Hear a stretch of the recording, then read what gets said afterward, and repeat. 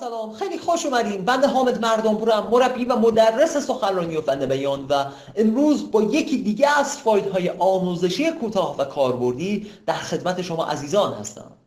خیلی از دوستان تو کلاس میپرسن حامد من چطوری میتونم پیشرفت کنم؟ چطوری میتونم زندگی خوبی داشته باشم؟ چطوری میتونم تو تحصیلات خودم موفق بشم؟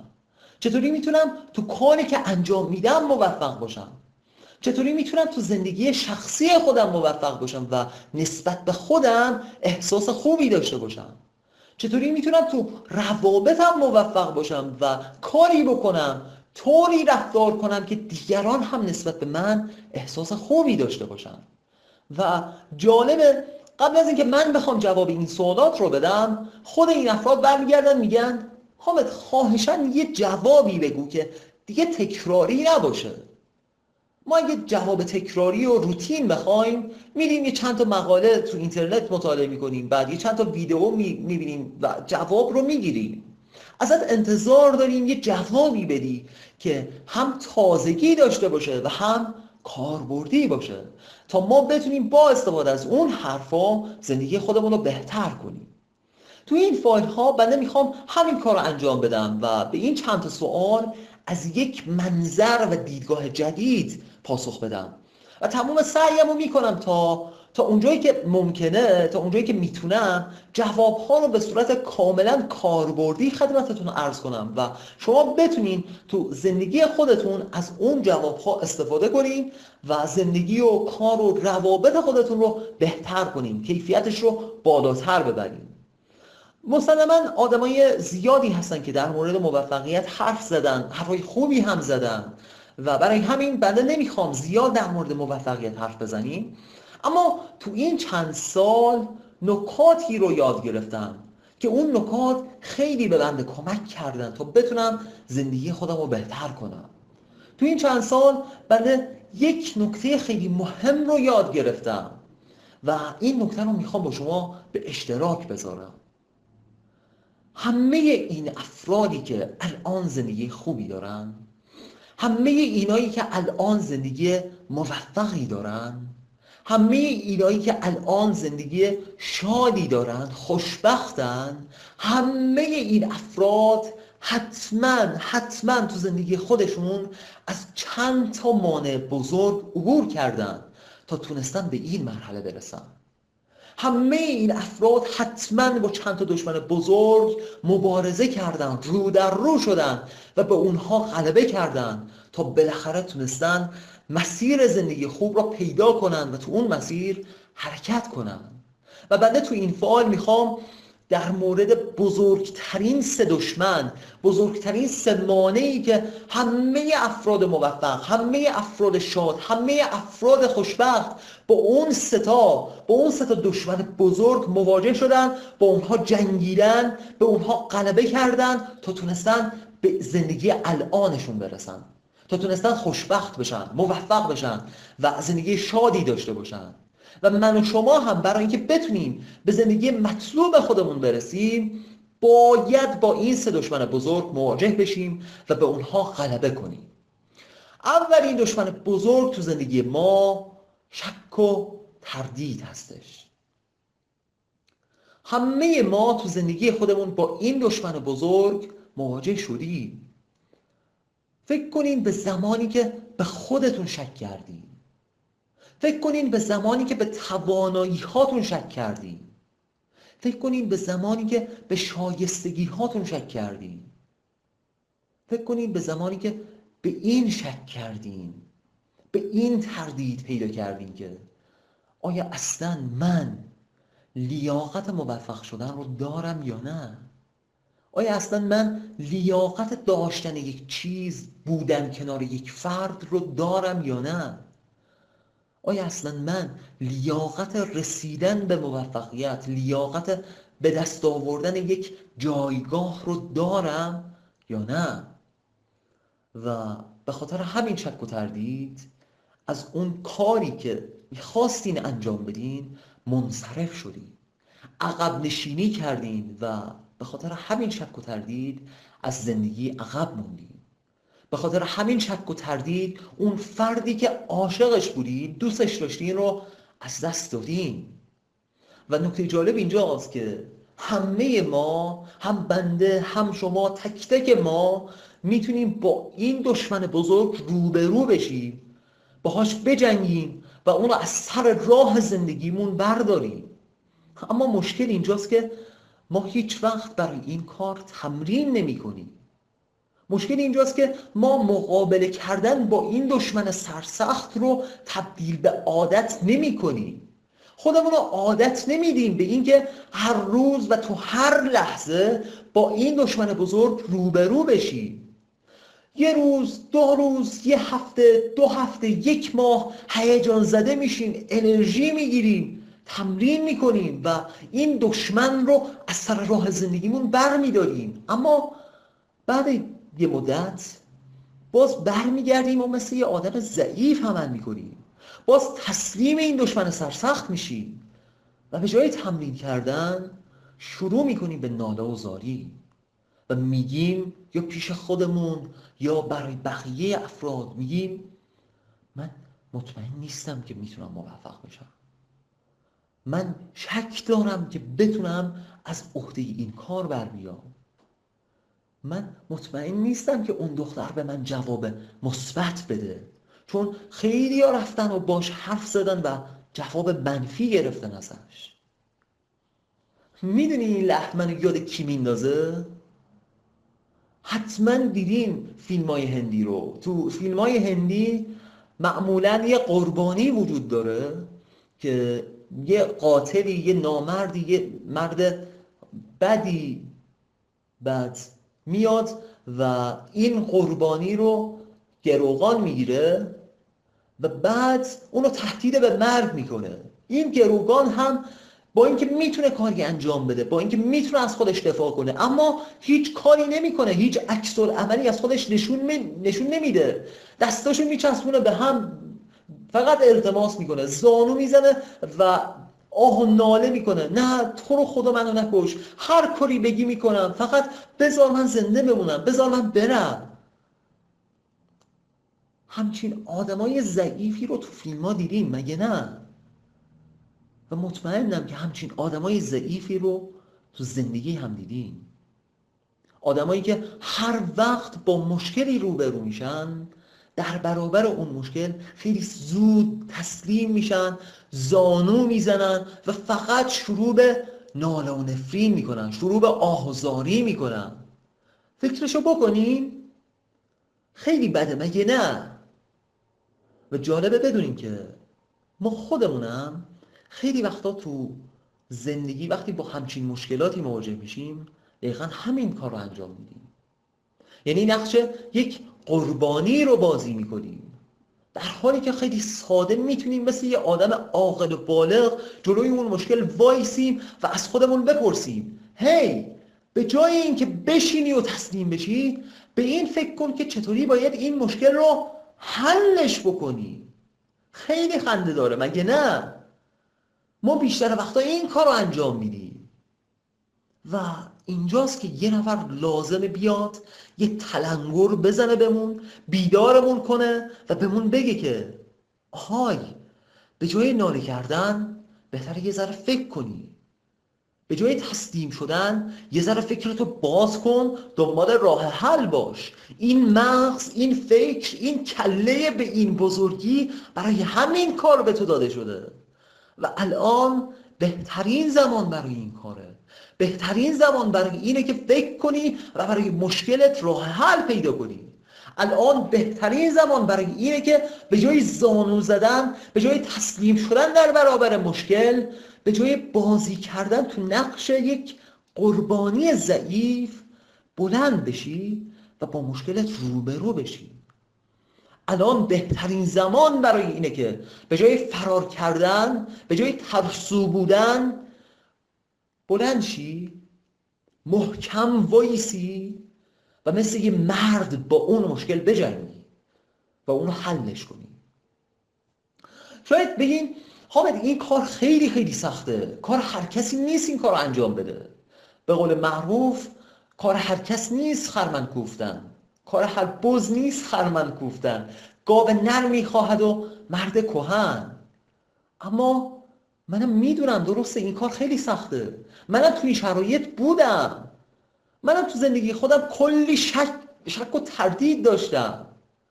زمانی که برای اولین بار میخواستم کار خودم رو شروع بکنم، زمانی که برای اولین بار میخواستم جلوی جمعی حرف بزنم، زمانی که برای اولین بار میخواستم رو پای خودم وایسم، زمانی که برای اولین بار میخواستم یک فایل آموزشی رکورد کنم.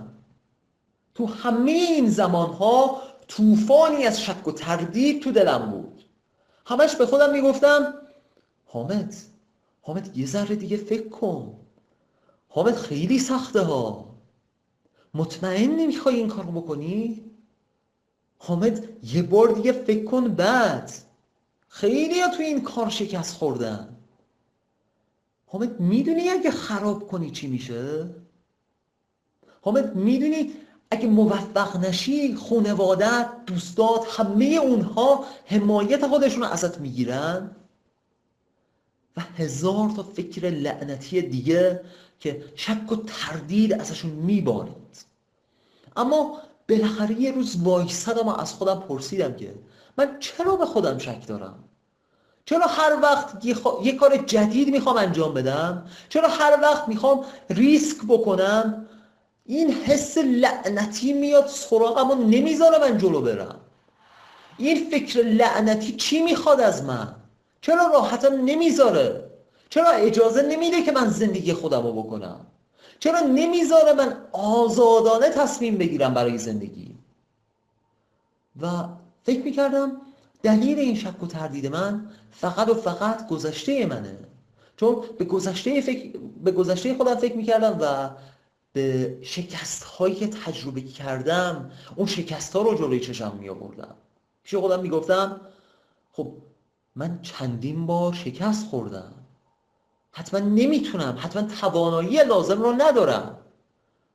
من قبلا خیلی خیلی شکست خوردم، پس احتمالاً این بار هم شکست میخورم، احتمالاً بازم نمیتونم موفق بشم. و این فکر یواش یواش تبدیل شد به یک باور. من دیگه باور کرده بودم که هیچ کاری نمیتونم درست انجام بدم. این یکی از دلایلش بود. شکستای من تو زندگی گذشته من، تو کارهایی که قبلا انجام دادم. و دلیل دوم اطرافیان من بودن، حرفایی که اونها به من میزدن، سرکوفتایی که اونها به میزدن. و همین سرکوفتا، همین حرفای منفی باعث شد که تخم این باور تو فکر من، تو مغز من ریشه بندازه، رشد کنه.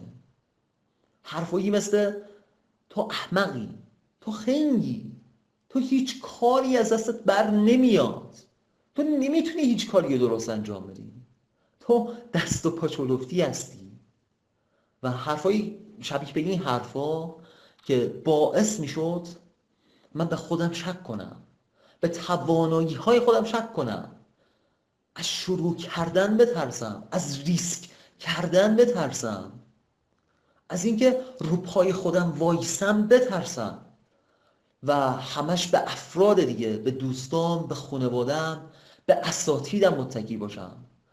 و به خاطر همین هیچ وقت نتونم تو زندگی خودم پیشرفت کنم، هیچ وقت نتونم وضعیت زندگی خودم رو بهتر کنم و همیشه منتظر یه عامل خارجی باشم، یه نفر، یه اتفاقی که بیفته بیاد تو زندگی من و بهم کمک کنه تا من زندگیمو بهتر کنم. چون همش داشتم به خودم میگفتم که من تنهایی نمیتونم، من نمیتونم از پس این کار برمیام، چون قبلا شکست خوردم، چون قبلا همه منو سرزنش کردن و اگه باز برم و شکست بخورم بازم سرزنشم میکنم. مطمئنم که این فکرها، این حرفا و این تجربه ها برای شما هم پیش اومده و شاید شما هم مثل من باشین و فکر کنین که دلیل این شک و تردید، دلیل این که شما خودتون رو به خودتون شک پیدا میکنین به دو مورد برمیگرده: گذشته و حرفای دیگران. اما ازتون میخوام به این حرفایی که الان زدیم یه بار دیگه با دقت بیشتری گوش بدین و بعد به این فکر کنین که واقعا ریشه شک و تردید چیه؟ گذشته ما، دیگران، شکست‌های ما، توانایی‌های ما، آیا اینان که باعث میشن ما به خودمون به توانایی‌هامون شک کنیم؟ جالبه بدونین که نه، اصلاً هیچ کدوم از اینها علت شک و تردید ما نیستن. علت شک و تردید ما، دلیل شک و تردید ما نه گذشته ماست، نه افراد دور و برمونن، نه شکست‌های ماست، نه توانایی‌های ماست. هیچ کدوم از اینا نیستن. همه چیزهایی که ما از روانشناسی، NLP، فلسفه، رواندرمانی و علوم انسانی یاد گرفتیم ثابت میکنن که ریشه شک و تردید فقط و فقط یک مورده، فقط و فقط حرفاییه که من و شما به خودمون میزنیم. چون ما میاییم و به خودمون میگیم که نه، من الان نمیتونم، احتمالاً اینجا هم شکست بخورم، یا احتمالاً بازم نتونم موفق بشم. چون این حرفا رو میزنیم برای همین دچار شک و تردید میشیم و اگه این حرف رو حذف کنیم احتمالاً شک و تردیدمون هم از بین میره. شاید بپرسیم خب چاره کار چیه؟ چطوری باید این شک و تردید رو حذف کرد؟ چطوری باید از شر این حرفا خلاص شد؟ باید بگم چاره این کار فقط و فقط یک چیزه: باور. برای همینه که همیشه میگیم هر جا شک و تردیدی وجود داره باور رو به من بدین. هر جا شک و تردیدی وجود داره باور رو به من بدین. اما باور یعنی چی؟ باور هم دقیقاً مثل شک و تردید میمونه و دقیقاً مثل اون همون حرفاییه که ما به خودمون میزنیم. باور هم همون حرف هاست. یعنی هم شک و تردید هم باور، ریشه همه اینها به حرفایی برمیگرده که ما به خودمون میزنیم. اما دقت کنین که بین پرانتز این نکته رو بگم، منظور ما از باور نبود شک یا حتی از بین رفتن کامل شک و تردید نیست. باور و شک و تردید همیشه کنار هم حرکت میکنن، همیشه با همن و با هم کنار هم معنی پیدا میکنن. تا شکی وجود نداشته باشه، تا تردیدی وجود نداشته باشه، باور و اطمینان هم معنا ندارن.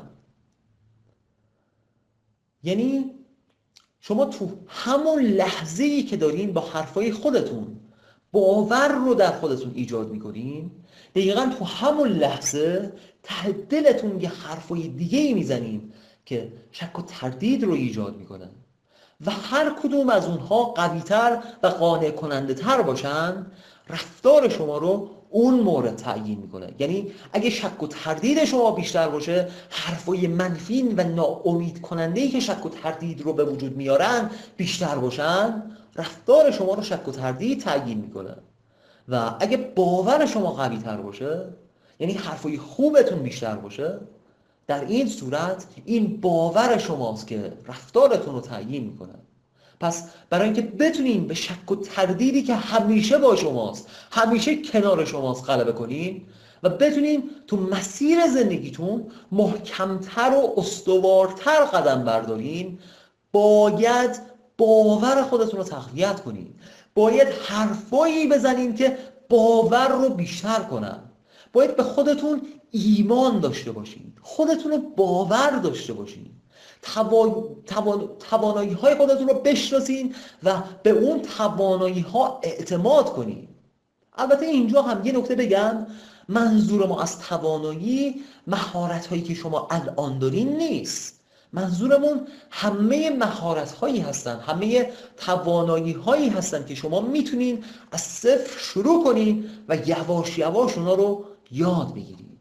پس هر وقت میخواین کاری انجام بدین، هر وقت میخواین با یک نفر وارد یک رابطه بشین، ته دلتون به خودتون بگین که من باید به خودم اعتماد کنم، من باید به توانایی هایی که دارم اعتماد کنم، به اینکه میتونم این کار رو شروع کنم از صفر، از هیچی، از پایین از کف شروع کنم و یواش یواش یاد بگیرم و خودم رو بالاتر بکشم. مهم نیست اول کار چقدر بدم، مهم نیست اول کار بقیه چی میگن، مسخره میکنن، میخندن یا حمایتم میکنن. هیچ کدوم از اینا مهم نیست. مهم اینه که من میخوام این کار رو انجام بدم، من میخوام این مهارت رو یاد بگیرم، من میخوام تو این کار موفق بشم، پس تمام تلاشم رو میکنم تا تو هر لحظه بهترین عملکرد رو داشته باشم و تو هر لحظه بتونم خودم رو یه ذره هم که شده بالاتر بکشم.